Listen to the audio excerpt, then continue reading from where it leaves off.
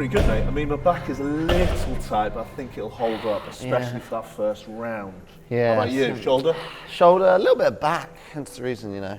Just trying to decompress it a little bit. Oh, I feel you, mate. That's the great thing about this, isn't it? It's just like hang upside down, just relax a bit. Good, mate. It's all good. But no, it's like volume, quite a lot of volume. I haven't done much recently. Quite a lot. You've got to pace it, I think, on that first one, especially if you're going to get into that second one. Yeah. When you get to handstand walks, hopefully, if I get there.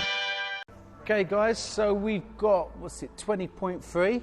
We've got a repeat workout of Diane, moving into an extended Diane with handstand walks. So we've got a 9-minute time cap to do 21:15.9. I believe it's just over 100 kilos for the guys, just over, 80 for ladies, with the handstand push-ups. Not as tough as the last two, but now we are stepping into more of that heavy bar range and that more technical gymnastic skill range. So you really want to warm up well for this, because we've now brought back that awkward handstand alignment where we've got to take the length of the elbow to the fist and then add half of that over the height of your body to make sure your heels pass. So warm up for this workout is going to be really essential. So I put together, I've found through other people, a good little warm-up here, and what to work on. I've put together some good scapular and bending skills. So you want to get nice and warm if you do it on Saturday, or whether you're doing it on tonight, or just moving through 10-15 minutes, blood flow work, round the areas that you're going to be working. So like a row, stabilising Turkish get-ups, FLR on the floor or on the rings to again build up scap stabilisation, building the core.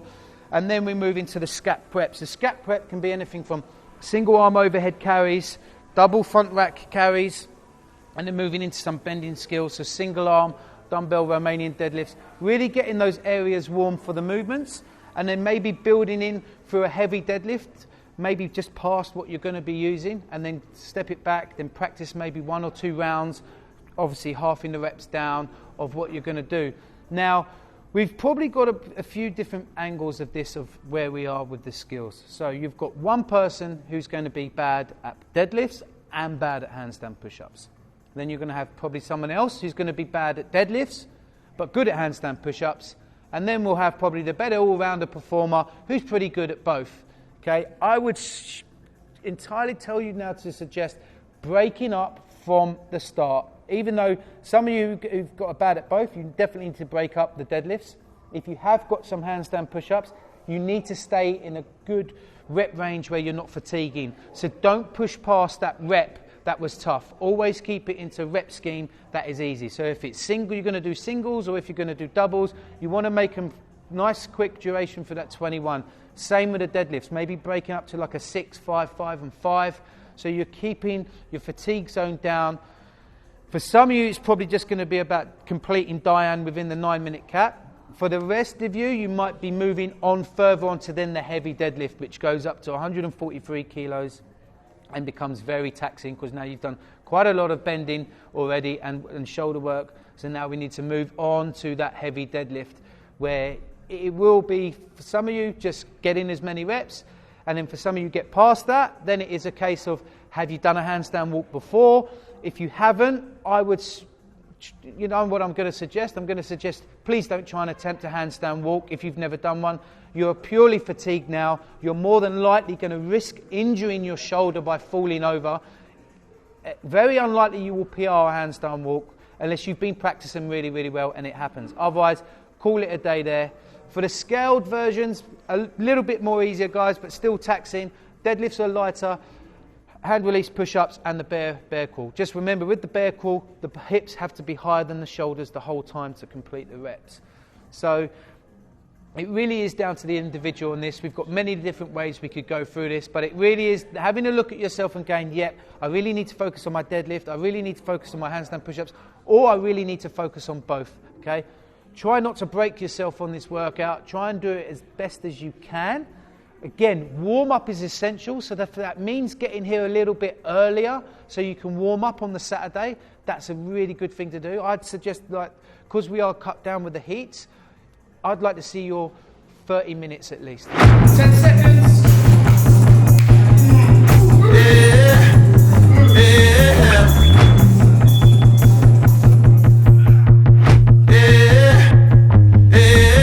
Standing in the street, the sun is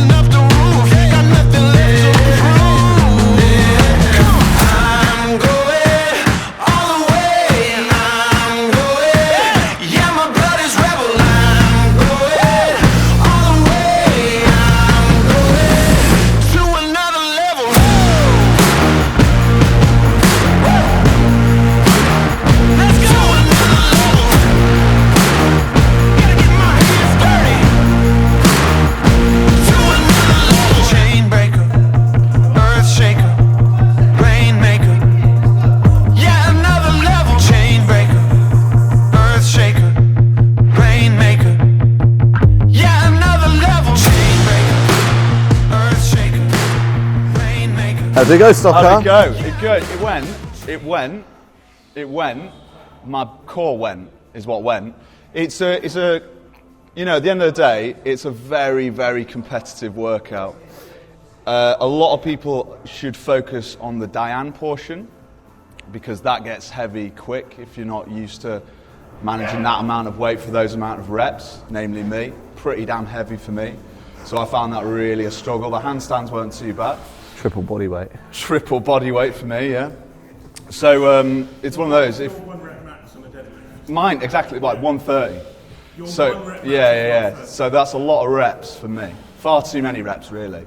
So if you're in that territory, more than likely just go scaled. Like if you feel like you're not going to be able to perform that well and efficiently, then just scale it back because you know you want to have a nice weekend up picking up your kids and stuff like that.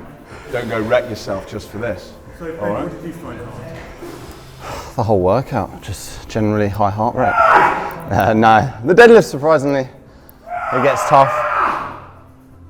This is pterodactyl features of background. Yeah, love it. Yeah, the deadlifts were surprisingly tough. Trying to minimise like bouncing the bar, but yeah, even like just a lot of volume, right? Think about how much you've done over the last 6, 8, 12 weeks volume-wise. Deadlifts, handstand push-ups, like it's tough, super tough.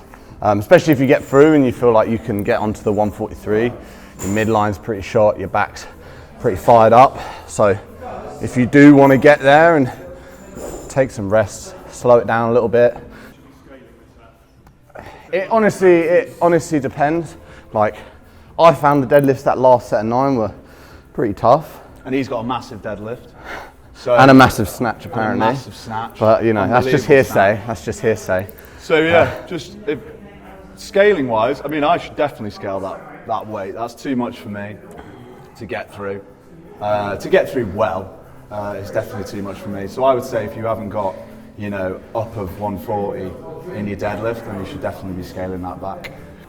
Yeah, if you are going to go for handstands, just break them up early, as you said. Like, yeah, you don't want to be failing reps. No. Listen to, as he says after failing like 6 reps, but it's just wasted energy. Yeah, like, don't get overconfident, even if you're feeling good. Like, I know it's a shoulder heavy movement, but they blow your midline out, they blow your back out even more. And I remember when it was lasting, that was the main thing.